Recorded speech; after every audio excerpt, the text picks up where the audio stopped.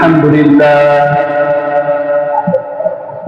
لله وكفى وسلام على عباده الذين اصطفى أما بعد فأعوذ بالله من الشيطان الرجيم بسم الله الرحمن الرحيم فانكحوا ما طاب لكم من النساء مثنى وثلاث ورباع إلى آخر الآية. وقال رسول الله صلى الله عليه وسلم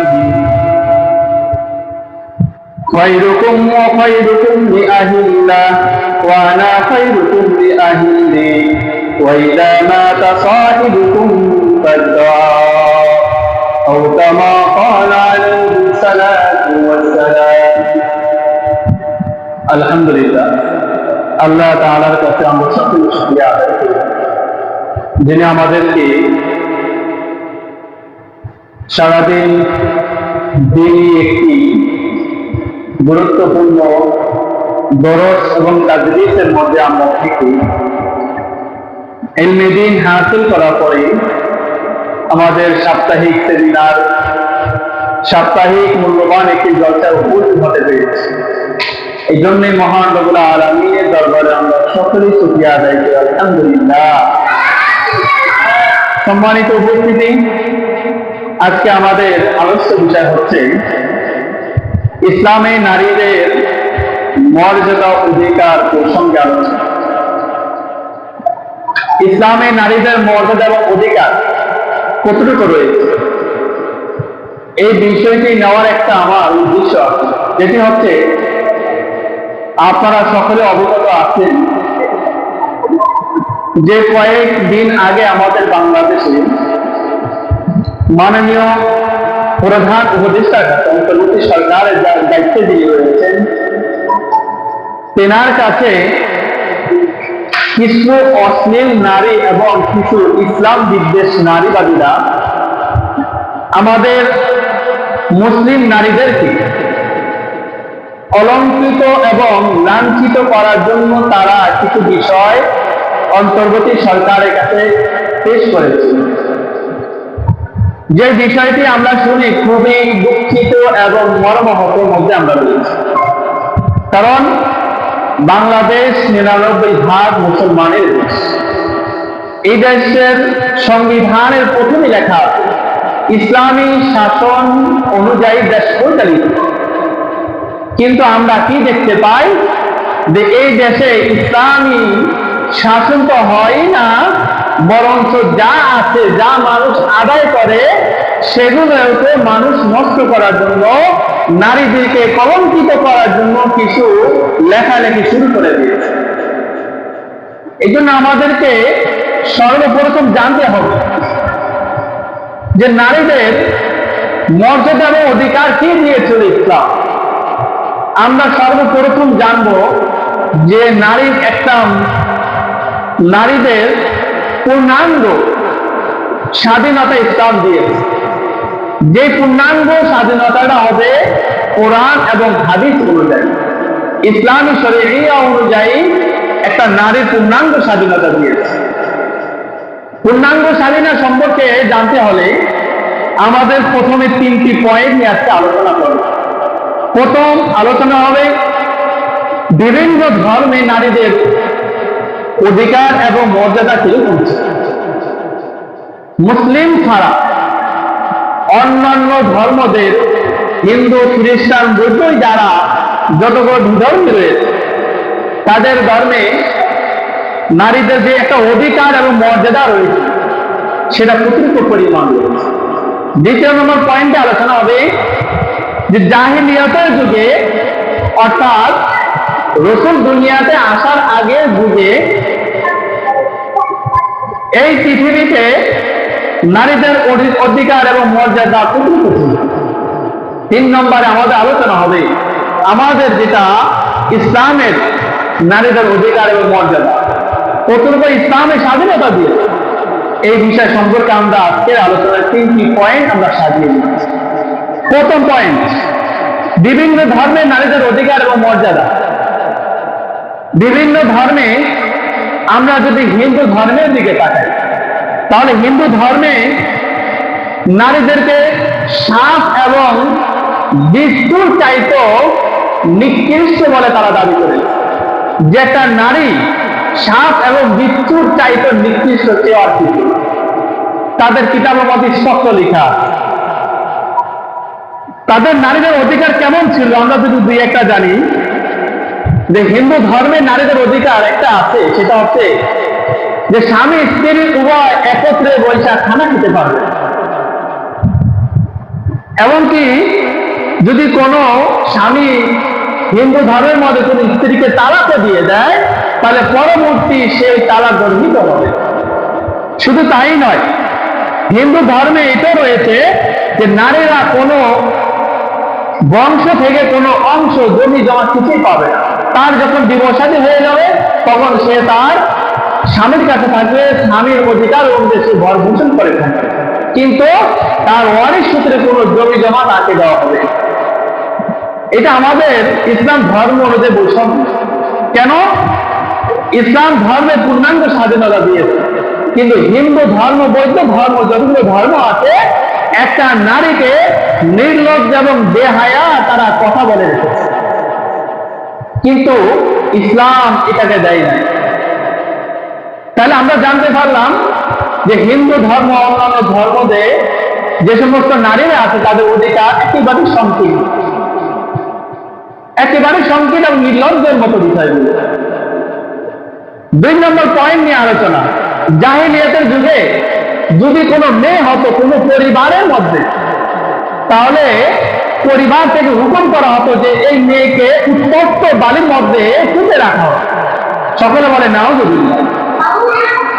ইসলাম ধর্ম আসার আগে জাহেলিয়াতের যুগে কোনো পরিবারের মধ্যে যদি গর্ভে কোনো মেয়ে সন্তান আসতো, তাহলে তারা তাদের পরিবার থেকে ঘোষণা করা হতো যে মেয়ে আসছে, মেয়ে অত নির্লজ্জ, তাকে আমরা বেঁচে রাখবো না, তাকে জীবিত অবস্থায় বালির মধ্যে পুঁতে রাখবো। তাহলে জাহিলিয়াতের যুগেটা আমরা পাইলাম। তাহলে উভয় যুগ যদি আমরা সমন্বয় করি, তাহলে এই দুইটা যুগ খুব কঠিন যুগ। একটা মেয়ের জীবিত থাকা অবস্থা খুব কঠিন যুগ। এবার আসুন, ইসলাম যুগে নারীদেরকে কি স্বাধীনতা দিয়েছে। আমরা যেহেতু আজকে সাপ্তাহিক সেমিনার সংক্ষিপ্ত আকারে আমরা বিষয়গুলো করার চেষ্টা করছি, সময় বেশি নিব না, যেহেতু আমাদের সময় খুবই কাছাকাছি চলে আসে, এই জন্য আমি আলোচনার দিকে চলে যাচ্ছি। তাহলে আমাদের 3 নম্বর পয়েন্ট হচ্ছে কি, ইসলামে নারীদের মর্যাদা অধিকার কি দিয়েছে। আসুন, ইসলামের নারীদের অধিকার প্রথমত 1 নম্বর, বিবাহের মাধ্যমে নারীদের অধিকার এবং মর্যাদা ফিরিয়ে দিয়েছে। 1 নম্বরে কি, একটা মেয়ের, একটা নারী সে যখন সাবালিকা হয়ে যায়, যখন বিবাহ হয়ে যায়, তখন তার বিবাহ হয়ে যায়, তখন তার একটা মর্যাদা, একটা অধিকার আল্লাহ তাআলা তার ভিতরে দিয়ে দেয়। 2 নম্বরে, একটা নারীর অধিকার স্তরে তার স্বামী থাকা, এটা তার বড় একটা অধিকার এবং মর্যাদা। 3 নম্বর, একটা মেয়ে সে স্ত্রী হয়ে থাকবে, একটা মেয়ে সে স্ত্রী হয়ে স্বামীর সাথে থাকবে, এটা নারীর সবচেয়ে গুরুত্বপূর্ণ মর্যাদার অধিকার। ইসলাম এগুলো সম্পূর্ণ দিয়েছেন, কিন্তু বিভিন্ন ধর্মে দেননি। আসুন 4 নম্বরে, একটা মেয়ের অধিকার কি ছিল। একটা মেয়ের যখন বিবাহ শাদী হয়, তখন ইসলাম ধর্মের নিয়ম অনুযায়ী, ইসলামী শরিয়া অনুযায়ী তার একটা মহর ধার্য করা হয়, যেই মহরের মাধ্যমে একটা নারীর মর্যাদা এবং অধিকার শুরু হয়।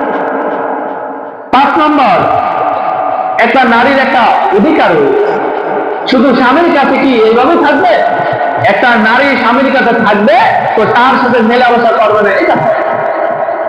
আসুন, বিভিন্ন ধর্মে যখন একটা মেয়ে স্বাভাবিক মানে মাসিক অবস্থা থাকে, অর্থাৎ মহিলাদের 3টা অবস্থা হয়, 3 সময় মহিলারা অসুস্থ থাকে বেশি। একটা হচ্ছে আরবি ভাষা বলে হায়েজ, নেফাস, ইস্তেহাদা। হায়েজ যেটা মহিলাদের স্বাভাবিক অবস্থায় প্রত্যেক মাসে হয়, প্রত্যেক মাসে এটা মহিলাদের হয়, কিন্তু হিন্দু থেকে যতগুলো মুসলিম ধর্ম ছাড়া যতগুলো ধর্ম আছে, সেগুলোতে যদি কোনো নারী যদি মাসিক অসুস্থ হয়, তাহলে তারা ওই মহিলাকে এমন ভাবে নির্যাতন করে, যে নির্যাতনটা কিতাবের ভাষা হত্যা হিসাবে নির্যাতন করা হবে। তাহলে এটাকে কোরআনের ভাষা তার সাথে ওই সময় মেলামেশা করা হারাম ঘোষণা করে, কিন্তু বিভিন্ন ধরনের তারা মেলামেশা করার জন্য যথেষ্ট চেষ্টা করে। ভাইয়ের দুঃখ বুজুর্গ, ইসলাম এখান থেকে স্বাধীনতা দিয়েছে। একটা মুসলিম নারী যখন সে মাসিক শুরু হয়ে যায়, তখন স্বামীর কাছে যখন এই কথা পৌঁছে যায় যে আমি অসুস্থ, তখন তার কাছ থেকে সে দূরে থাকে, মেলামেশা করা থেকে দূরে থাকে। তবে ইসলাম পূর্ণাঙ্গ স্বাধীনতা দিয়েছে। 6 নম্বরে, একটা স্বামী তার স্ত্রীর সাথে কিরকম আচার আচরণ করতে হবে, সেই স্বাধীনতা স্ত্রীকে দিয়েছে। স্ত্রীর যে অধিকার স্বামীর উপর দিয়েছেন, ঠিক স্বামীও স্ত্রীর উপর অধিকার দিয়েছেন। এটাই হচ্ছে নারীর মর্যাদা এবং অধিকার। 7 নম্বর, স্ত্রীর ভর পোষণ। একটা স্ত্রীর বিবাহের পর থেকে মৃত্যুর আগ মুহূর্ত পর্যন্ত তার যতগুলো ভর পোষণ আছে, অর্থাৎ তাকে ব্যবহার করতে হলে তার চলন চলনে, খাওয়া দাওয়া, কাপড় চোপড় যা কিছু আছে, একটা স্বামীর উপর কর্তব্য এবং ফরজ হিসাবে সম্পৃক্ত করা হয়। তাহলে এটা স্বামীর উপর যখন অধিকার হয়, তখন একটা নারীর উপর এই অধিকারটা আদায় করা ফরজ। 8 নম্বরে, একটা নারী অধিকার কি পেয়েছে দেখেন, একাধিক স্ত্রীর অধিকার। একটা মহিলা একাধিক স্ত্রী অধিকার পেয়েছে। একাধিক স্ত্রী কিভাবে? যে বিবাহ করলো, তো স্বামী মারা গেল, পরবর্তীতে ইদ্যত শেষ হওয়ার পরে যদি তার কোনো সমস্যা দেখা যায় যে সে যুবক অবস্থা, তাহলে সে অন্য কোথাও সে বিবাহ বসতে পারবে। এটি ইসলাম পূর্ণাঙ্গ স্বাধীনতা দিয়েছে। 9 নম্বর, তালাকের ক্ষেত্রে একটা নারীর অধিকার এবং মর্যাদা দিয়েছে। একটা স্বামী যখন তার স্ত্রীকে ভর পোষণ দেয় না, তাকে নির্লজ্জ এবং বেহায়ার মতো নির্যাতন করা হয়, তখন ইসলাম এটাকে পূর্ণাঙ্গভাবে তাকে তালাকের জন্য অধিকার দিয়েছে। 10 নম্বর যে স্বাধীনতাটা দিয়েছিলেন, যে একটা সন্তান নেওয়া, একটা স্ত্রীর উপর একটা সন্তান নেওয়া, ছেলে হোক মেয়ে হোক। অনেক স্ত্রী এটাতে বলে যে আমি সন্তান নিব না, অনেক মহিলার এই কথা বলে, কিন্তু তারা বুঝতে পারে না যে একটা যার সন্তান নেই সে কত কষ্টে আছে। তাহলে একটা সন্তান ছেলে হোক মেয়ে হোক, তার গর্ভে ধারণ করা, এটা মেয়ে নারীর জন্য একটা অধিকার, নারীর গুরুত্বপূর্ণ একটা মর্যাদা এবং অধিকার হচ্ছে এটা। 11 নম্বর, বিধবা এবং তালাক প্রাপ্ত মহিলার অধিকার। সবগুলো যতগুলো আমি 1 থেকে 10 পর্যন্ত অধিকার এবং মর্যাদাগুলো বললাম, প্রত্যেকটারই কোরআন এবং হাদিসের পূর্ণাঙ্গভাবে দলিল আদিল্লাহ রয়েছে। যেহেতু আমাদের সাপ্তাহিক সেমিনার, এই জন্য দীর্ঘ লম্বাই না করে আমার পক্ষ থেকে এই কথাটা বলবো যে আমাদের প্রত্যেকেরই মা আছে, বোন আছে, পাড়া প্রতিবেশী অসংখ্য নারী আছে। আমাদের প্রথমত দায়িত্ব হলো তাদেরকে ইসলামী বিধিবিধান মেনে চলা। কি ভাই? ইসলামী কি ভাই? বিধিবিধান মেনে চলা। বিধর্মীদের রীতিনীতি থেকে ফিরে থাকে, বিধর্মীদের রীতিনীতি যাতে না হয়, তাদের অশ্লীল কাজে যেন আমরা ফিরে না থাকি। ইসলাম একটি অধিকার দিয়েছে যে একটা নারী যখন ঘর থেকে বের হবে, তখন সে পর্দা করে ঘর থেকে বের হবে। পর্দা করে বের হলে কি হবে? ওই মেয়ে যখন পর্দার আড়ালে যখন বের হবে, তখন তার চেহারা দৃষ্টিনগ্ন অন্য পুরুষের নজরে পড়বে, তাকে সে চিনতে পারবে না। দেখেন, কোন নারী যদি পর্দা ছাড়ায় বাসা থেকে বের হয়ে কোথাও চলে যায়, তাহলে অপর যারা অন্য পুরুষ আছে, যখন তার নজরটা ওই মেয়ের দিকে পড়বে, উভয় পক্ষের গুনাহ হবে। একত মেয়ের গুনাহ হবে, একত ছেলের গুনাহ হবে। মেয়ের গুনাহ কিরকম হবে? মেয়ে যে পর্দা ছাড়া বের হলো ঘর থেকে, এই জন্য তার গুনাহ হবে। দ্বিতীয়ত, যেই পুরুষ তার দিকে দৃষ্টি নন্দন দিবে, সে খারাপের নজর হোক অথবা অন্য নজর হোক, যদি তার শরীরে দৃষ্টিনন্দনই পড়ে যায়, তাহলে এটা কিতাবের ভাষা বলা হয়, আমরা হাদিসের মধ্যে পড়ছি আর নজরু জিনার আইনের নজর, চোখের জিনা হইল দেখা। তার মানে কোন মহিলা থেকে যদি আমি খারাপ দৃষ্টিতে তাকাই বা কোন কুমন্ত্রণের দৃষ্টি তাকাই, তাহলে এটা জিনা পরিমাণ আপনার আমার আমল লাগবে।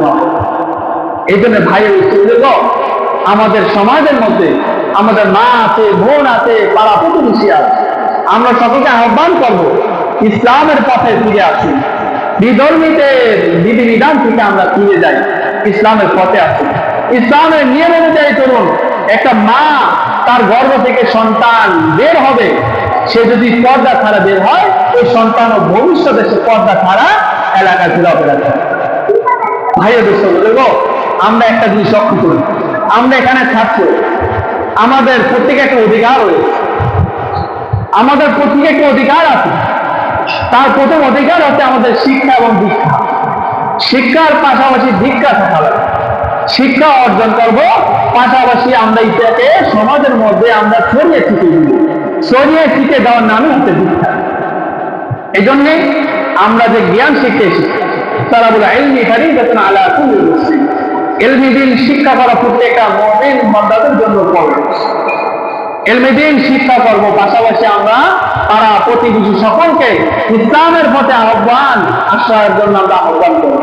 পরিশেষে আমি একটা বিষয় নিয়ে আমি আজকে আলোচনা শেষ করব, সেটি হচ্ছে আমরা এখান থেকে পরিষ্কার ভাবে ঘোষণা দিতে চাই যে যারাই আমাদের মুসলিম নারীদের উপর বিদ্বেষ পোষণ করে, স্পষ্ট ভাষা বলে দিতে চাই,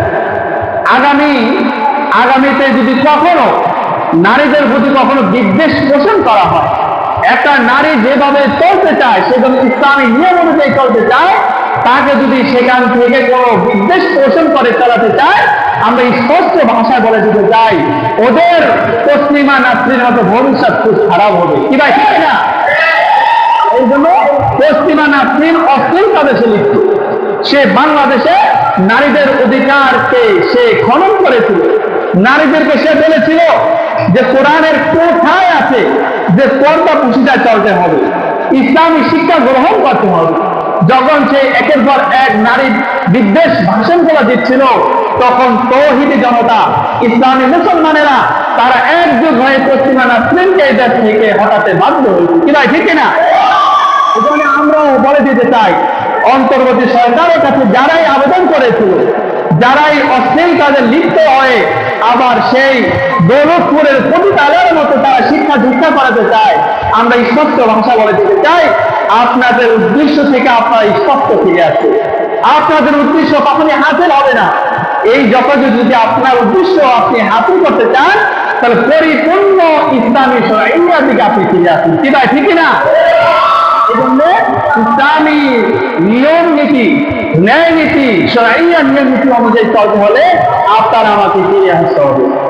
আল্লাহ তাআলা আপনাকে আমাকে যেন আজকের সংক্ষিপ্ত নারীদের মর্যাদার অধিকারের উপর সকলকে যার যার স্থান থেকে দায়িত্ব পালন করার তৌফিক দান করুন। সকলে বলেন আমিন। ওয়া আখিরু দাওয়ানা আলহামদুলিল্লাহি রাব্বিল আলামিন।